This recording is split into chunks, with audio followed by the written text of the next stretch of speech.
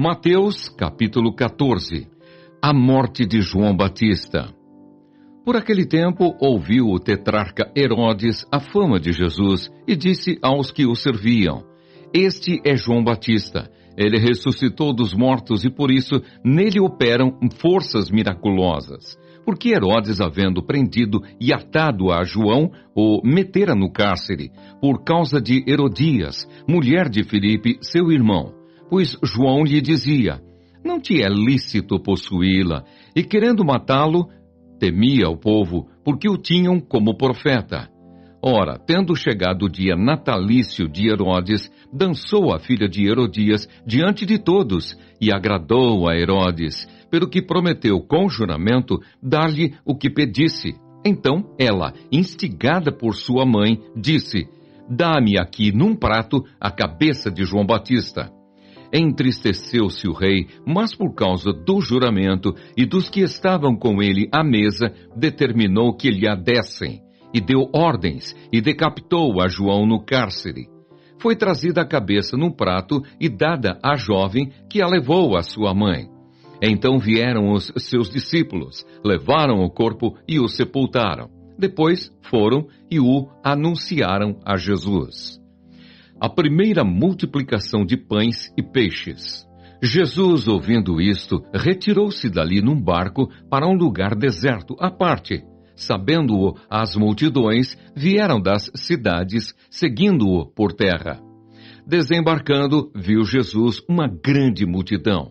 Compadeceu-se dela e curou os seus enfermos. Ao cair da tarde, vieram os discípulos a Jesus e lhe disseram: O lugar é deserto e vai adiantada a hora. Despede, pois, as multidões para que, indo pelas aldeias, comprem para si o que comer. Jesus, porém, lhes disse: Não precisam retirar-se, dai-lhes vós mesmos de comer. Mas eles responderam: Não temos aqui senão 5 pães e 2 peixes. Então ele disse: Trazei-mos. E tendo mandado que a multidão se assentasse sobre a relva, tomando os 5 pães e os 2 peixes, erguendo os olhos ao céu, os abençoou. Depois, tendo partido os pães, deu-os aos discípulos e estes às multidões. Todos comeram e se fartaram, e dos pedaços que sobejaram, recolheram ainda 12 cestos cheios. E os que comeram foram cerca de 5.000 homens, além de mulheres e crianças. Jesus anda por sobre o mar. Logo a seguir, compeliu Jesus os discípulos a embarcar e passar adiante dele para o outro lado, enquanto ele despedia as multidões. E, despedidas as multidões, subiu ao monte a fim de orar sozinho. Em caindo a tarde, lá estava ele só. Entretanto, o barco já estava longe, a muitos estádios da terra, açoitado pelas ondas, porque o vento era contrário. Na 4ª vigília da noite, foi Jesus ter com eles, andando por sobre o mar. E os discípulos, ao verem-no andando sobre as águas, ficaram aterrados e exclamaram: É um fantasma! E tomados de medo, gritaram.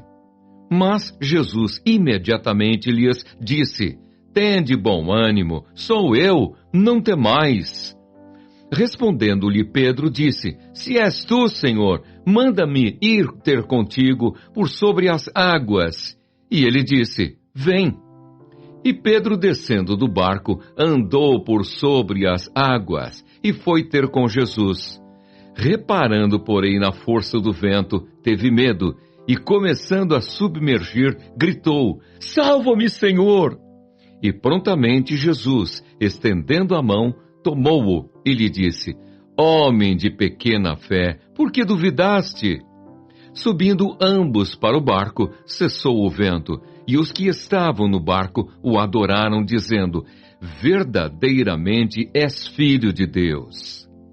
Jesus em Genezaré. Então, estando já no outro lado, chegaram à terra, em Genezaré.